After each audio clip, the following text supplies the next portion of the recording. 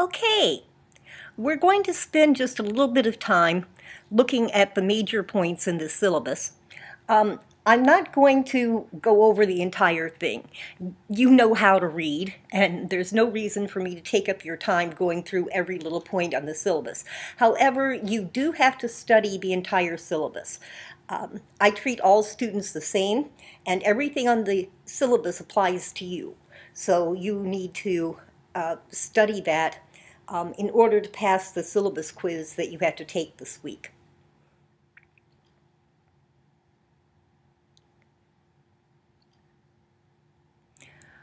Okay, that's me. Well, it's close to me.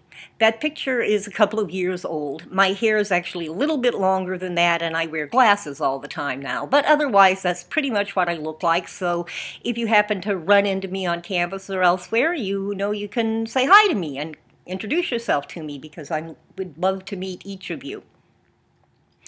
Some information from the top of the syllabus. My name is Professor Deborah Oakey, but you can call me Deb. My office is in H212C on the Cheyenne campus. That's on the second floor of the Horn Theater building.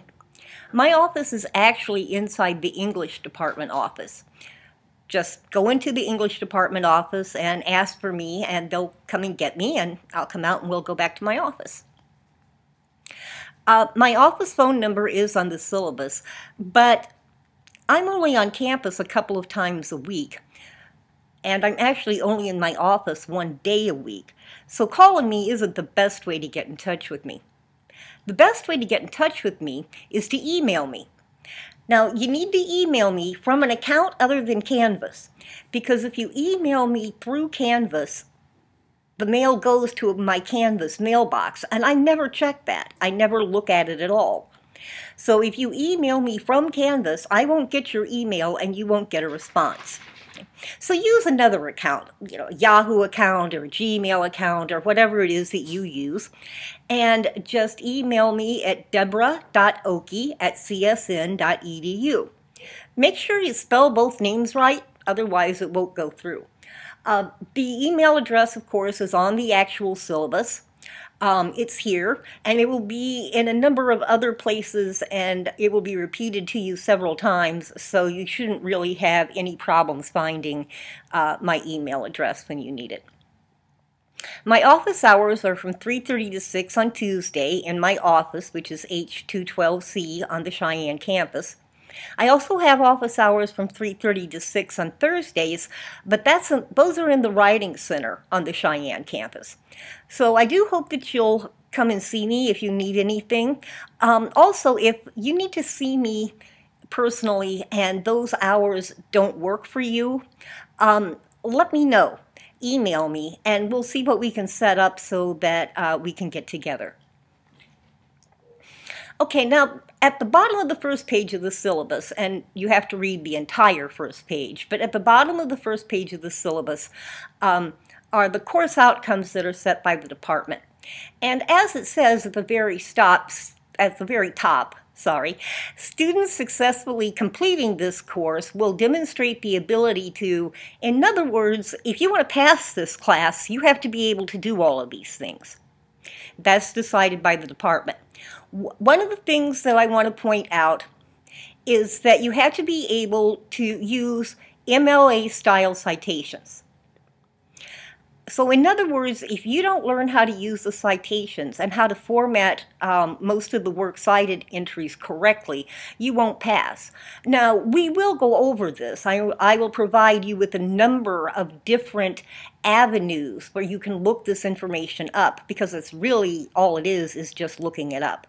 But you do have to learn to do that, and for some reason students tend to avoid learning that, and most of the students who end up with a D in this class do so because they don't learn how to look up how to do MLA citations.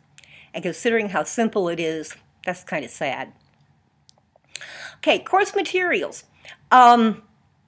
This is the textbook. It's how to write anything with readings. I do recommend that you get a print copy of the textbook so that you can annotate it and take notes in it, but an e-book is available. You'll need a jump disk or a thumb drive or a whatever you want to call those USB disks that you can save information to. And you always want to back up your work. This is true in life, but definitely for this class, because there are only two kinds of people: people who have lost data and people who have not lost data yet. And since I'm telling you from the very beginning of the class that you have to back up everything on a jump drive, if you contact me and say I can't turn in the paper because it's on the hard drive of my computer crashed, I'm going to tell you that's not a good excuse. You need to turn it in on time anyway, because I told you from the beginning to back everything up, right? Okay. Moving on. You will need materials to take notes. You will have to take notes. I used to do this course using handouts, which students could just print out and highlight, but students want to be entertained and they like videos and PowerPoints and graphics and things like that, and that's great, but you have to take notes on them. Okay. Access to the internet, obviously, which you have, or you wouldn't be taking an online class. You also have to have access to Microsoft Word. Microsoft Word is the only word processing program that I can open on my computer. So you have to turn in all of your work on Microsoft Word. And if you don't have Word, we do have it on every computer on all three campuses, so you can use the computers on campus to access Word. Or you can use a friend's computer. I don't really care how you get it into Word. It has to be in Word. You need to be able to print out materials and make copies from time to time.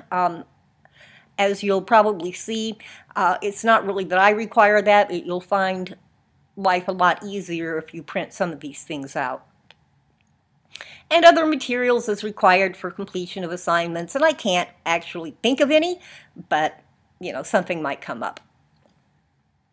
Okay, grading, and I know that this is something that you're particularly interested in. There will be an entire section of grades and a category of assignments that will fall under the jurisdiction of quizzes and homework.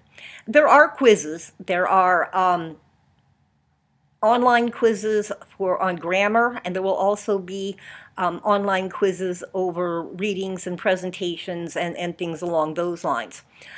In addition, you will have to turn in different products of steps of the writing process. And of course, from time to time, you will be posting to the discussion board.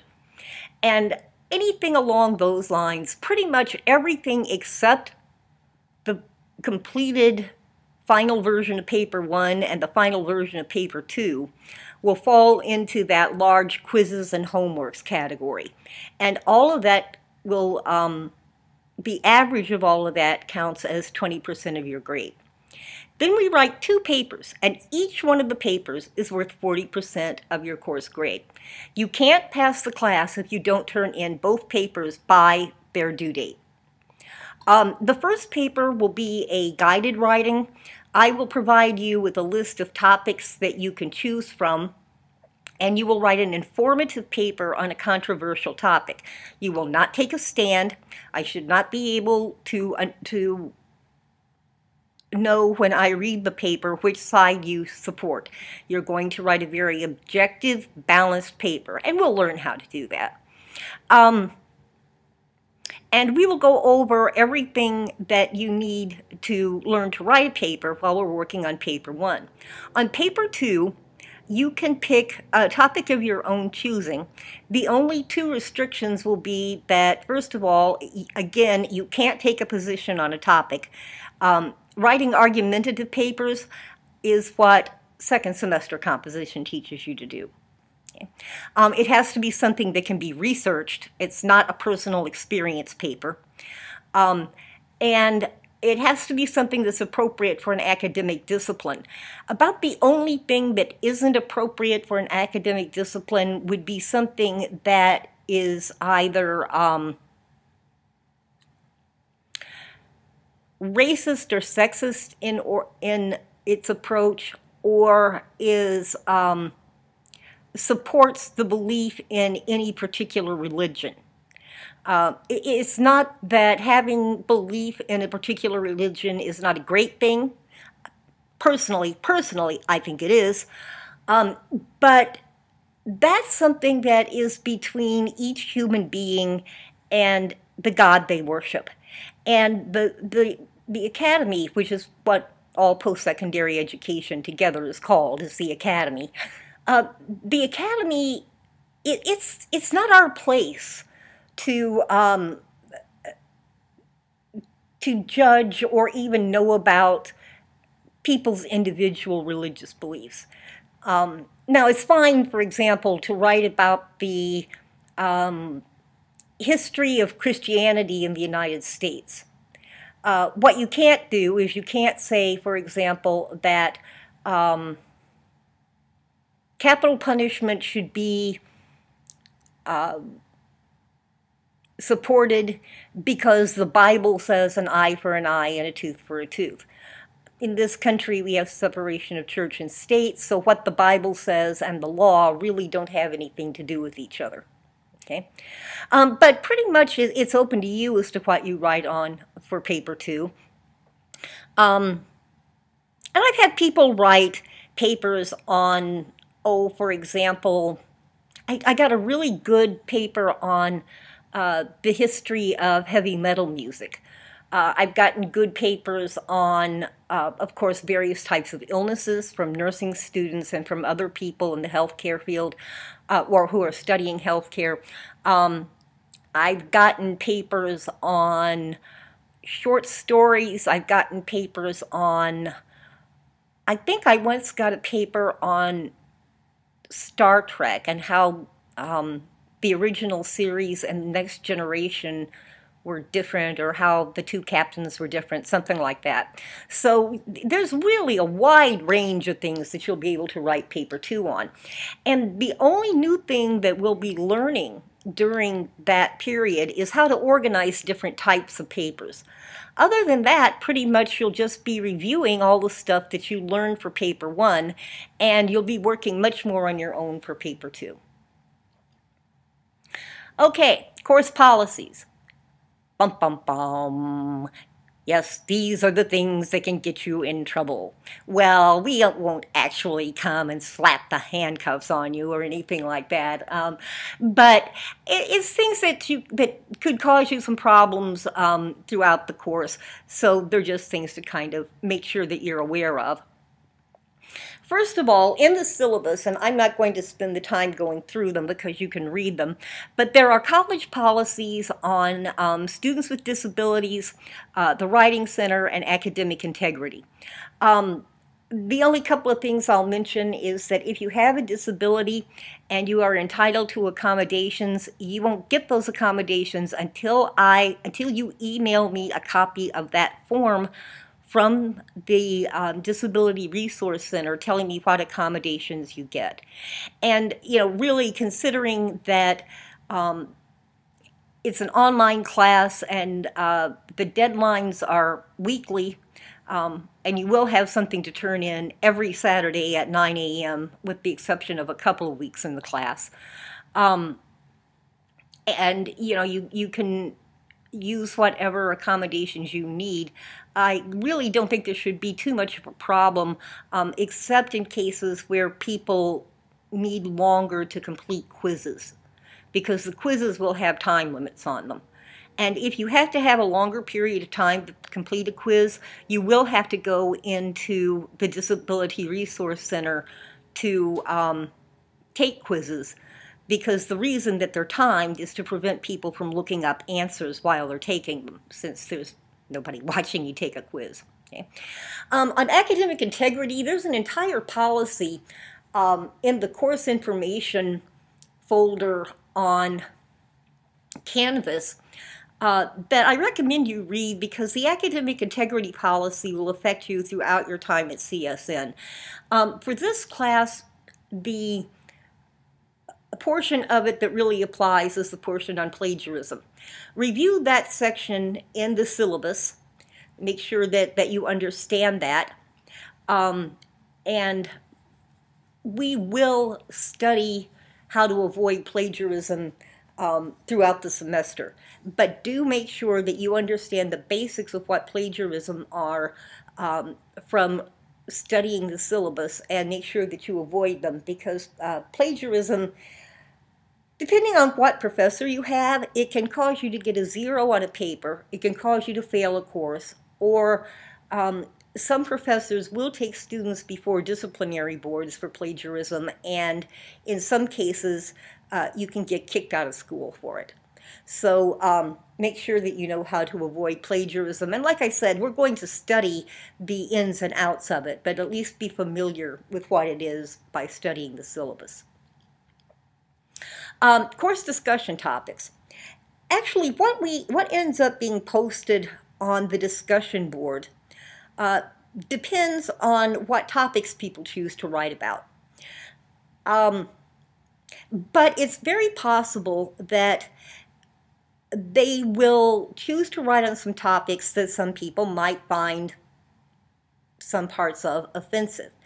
This is a class for adults. So if you are offended by discussions of social or political or religious critique, if you are offended by any kind of sexual references, if you are offended by any kind of references to graphic violence, this might not be the class for you. It would probably be better if you dropped the class and went in search of somebody who taught the class that restricted topics, so that, for example, people can't write on whether or not video games are cause problems for children. Okay. Withdrawal. You have to withdraw from the class yourself. Faculty can't withdraw students at CSN. And in order to withdraw, you have to go through the process by the last day to withdraw from classes, which is posted in the syllabus. It's also posted on the Canvas homepage, and you'll be reminded about it several times as that date nears.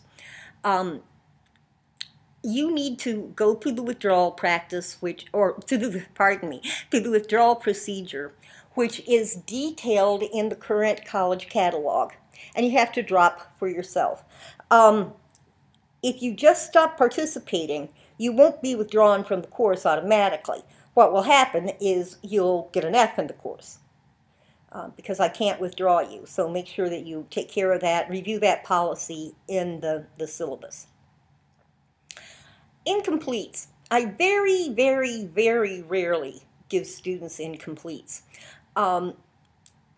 In order to get an incomplete, something really catastrophic that makes it impossible for you to complete the course has to happen to you after the last day to drop the class. Because if it happens before the last day to drop the class, I expect you to drop the class. But if we pass that last day to withdraw and you have been a student in good standing and we're making a C in the class on the last day to withdraw, and something catastrophic happens, I will consider allowing you to take an incomplete and finish the course up in the summer. Whether something is catastrophic is judged on a case-by-case basis, but generally speaking, it's something that's either like a long-term illness or a long-term hospitalization of you, not of a family member, of you personally. Or let's say your house burns down or you find yourself homeless for some reason. That kind of thing would be a possibility for an incomplete. Okay. Late work and using MS Word. As I've already told you, you have to use Microsoft Word for everything that you turn into this class. I do not accept late work. Work is due by 9 a.m. on Saturday of the week that's specified. For the larger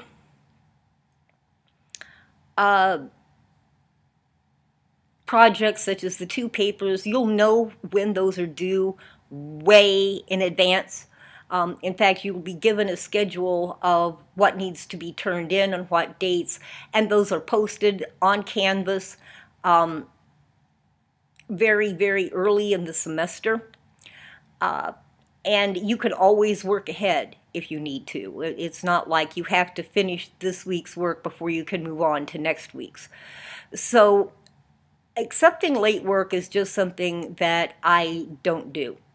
The only reasons that I can think of that you might be allowed to turn in a paper late would be if you were either hospitalized or incarcerated on the day the paper was due, so that you couldn't get to a computer to turn it in. Otherwise, I pretty much expect you to turn in your work on time. And then finally, working with Canvas, MyCSN, and email. Now, I've already mentioned that I don't use Canvas email. I also don't use the Canvas calendar or the Canvas gradebook. So anything that you see on the calendar about due dates, you can ignore. Most of what you have to turn in won't even show up on that calendar. And if it does, the time that it's due, because everything's due by 9 a.m. on Saturday, might be incorrect. So I would pretty much ignore that calendar. And the grade book I don't use at all. So I think I don't even have, I think I've got it set up so it's not even possible for you to check the grades in the grade book. I'll keep you informed as to what your grades are, because every time I return something that's graded, it will have a notation of your grade to date in the class. And that way you'll know what your average is every time you get something back, and you'll know how you're doing in the class. But so the Canvas email, the Canvas calendar, and the Canvas gradebook are sections of Canvas that you really don't need to deal with at all. For MyCSN, you have to make sure that the email address that you have listed on MyCSN is correct, and one that you check frequently, preferably every day, because I send course announcements, I send various types of information to classes via email. I return all your work to you via email, and I use the email address that's on MyCSN because that's the only one I have access to. Emailing me that you are using a different address isn't going to help anything. You have to change it in MyCSN and make sure that that's current. Also, you want to do that because that's how the college gets in touch with you. And that's how they let you know, for example, about financial aid and registration and other things that are in your grades. So, you know, things that are pretty important to you, you will receive information on through email. Okay. And as I said, it's important that you check your email every day. Because sometimes I send out an email that needs a response, and sometimes you only have 24 hours to respond.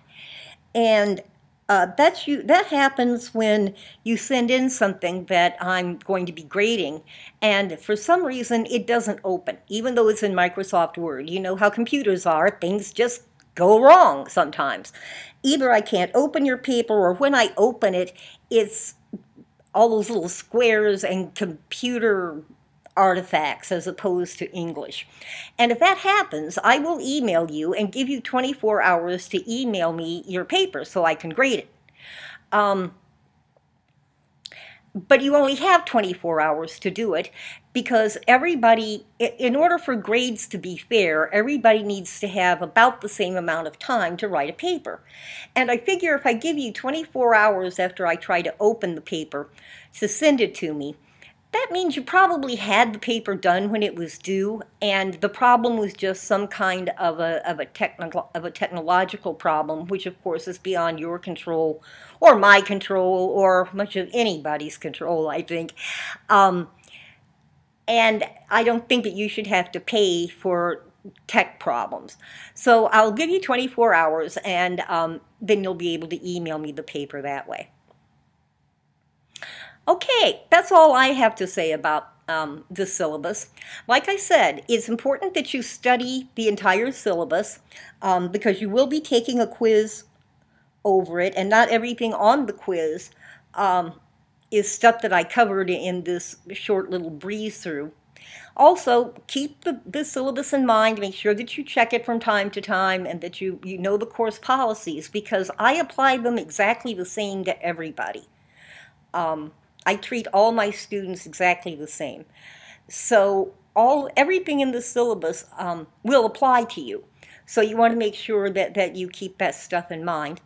And if after studying the syllabus, or after studying anything, you have any questions, please don't hesitate to email me from an account other than Canvas, of course, at deborah.oki@csn.edu.